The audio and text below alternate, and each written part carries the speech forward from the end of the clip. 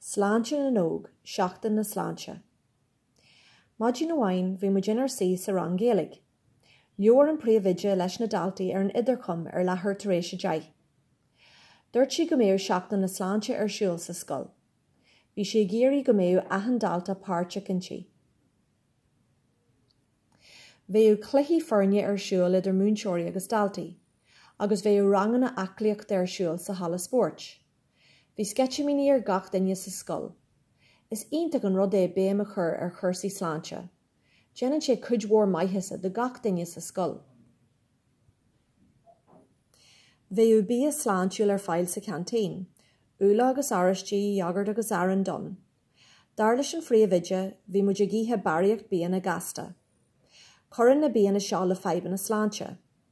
Bhí sé táhachtach go dóirú an scoil de hampla don na daltaí. D'eagraigh siad siúlóid orthaithe agus fear na daltaí cartaí orthaíochta ó rúnaí in ifig na scoile. Ba mhaith le tralú spórt a cheannach leis an airgid.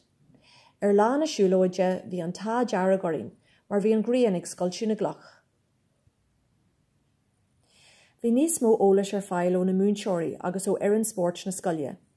Mar sin, bhí na daltaí ábalta dul ag an múinseoir corpidicais nó ag múinseoir bí eile le ceistena. Bhí sé táhachtach go nibróú gach duine le na chéile. Déirí go hintach le seachtain na sláinte.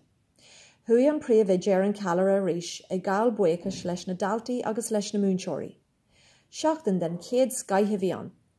Bhain idir taitniú agus tarbheith as na himachtaí a lig. Mar a dear an seanachal is fearr an sláinte ná an táinte.